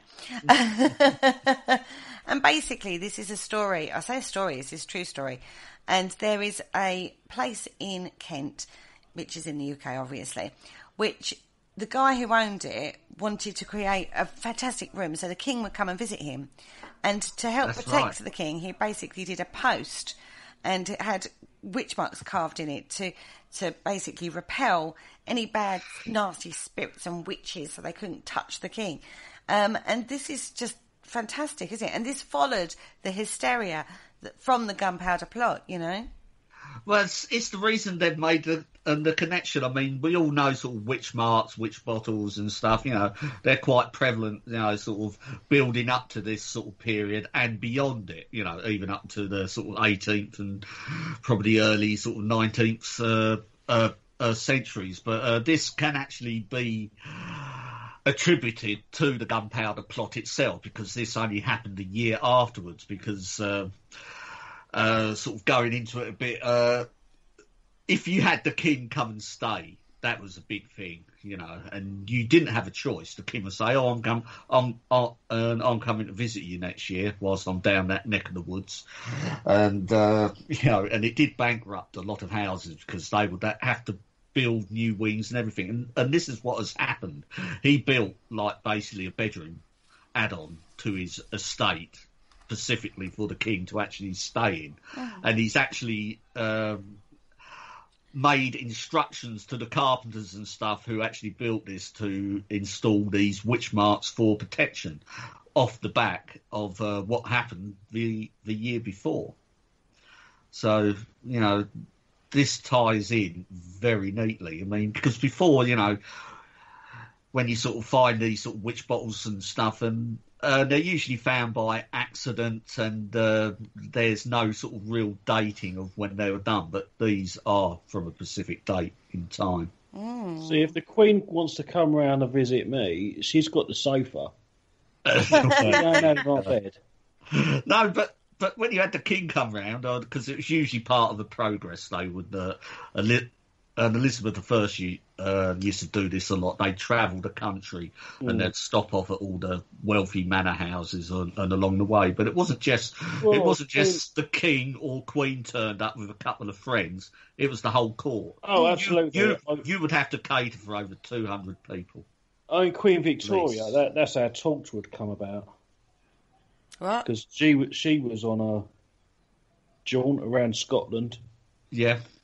And, she was attacked by a giant werewolf or something in Doctor Who. Okay. Okay, Yeah. Doctor Who. And because the Doctor sorted it all out as he does, at the end, she banished the Doctor and set up Torchwood to investigate all these unexplained stuff and keep the Doctor out, basically. Oh, right. I thought she got it on with one of the doctors. Queen Elizabeth I. Oh, that was Queen. That was Elizabeth I. He married her. Yeah. Yeah, David Tennant Doctor. That was. Yeah, I thought you said that it was Queen Elizabeth and one of her jaunts that then banned the Doctor. No, that was Queen Victoria. Oh, Victoria. Oh, sorry. Yeah. So I'm getting my queens muddled up. Yeah. Queen Victoria. Elizabeth, yeah. Get your doctors muddled up next. Gosh. Yeah. God help me all. Yeah, you can't do that. Oh, my Lord. Anyway, I think it's fascinating, these glimpses back into history that we go, because they've only just found it. I say they only just found this, it was 2014, when they were renovating the house. This is in the Upper King's Room at Knoll. And it was originally owned by Thomas Sackville. And I just find it fascinating when you do renovations and you find something, this hidden, but tells a wealth of information, doesn't it? It does. Well, yes, they are the marks left by the, they can pinpoint it, especially, as I said, in this instant, because they've got records of when the room was actually built, and they were actually incorporated into the fabric of the room itself. Yeah. And it shows, like, the belief system in those kind of entities that you need to then put these witch marks up to, or these, protections up to ward off those nasty, pesky little things. Well, I think he ended up a bit sort of shortchanged, the guy that owned the hall and done all this, because the king actually died before he actually visited. How inconsiderate of the king. But this happened quite a lot. I would say this. When they go on progression, it would be like they change their plans at the last minute. So you expect them, and then they decided to go somewhere else, and you've done all this work and invested all this money. And, the king or queen never actually, graces you with their presence. I think it's very interesting part of history, this whole, coming through from King Henry VIII all through the kings and the queens following through and then coming into James. That whole period in history is smack full of, you've got the religion that basically is denying all of this, but then underneath that, you've got this folklore and belief system in, Queen Elizabeth I, John Dee time, do you know what I mean? All that sort of thing. When you start looking at that, that doesn't sort of fit in with Protestantism, does it? No. But she used it. She's very, very superstitious time, very, that mythology is all there, and it's brilliant when you find something like this, and I just love it. I just think this whole period in history is absolutely fascinating. But we're actually coming to the end of the show, guys. So we hope you've got a greater understanding now of the gunpowder plot. If for those of you who don't live in England, I think we're all batty at this time of year. You all know that it was a guy called Guy Fawkes who went to blow up the House of Parliament, but it had a lot far-reaching consequences to that action. And King James I is very integral in a lot of things that came off the back of his book, Demonology, but I'm sure we will explore that in a future show. Definitely. Look forward to that one. On that note, say goodbye, guys. Goodbye, guys. Goodbye, guys.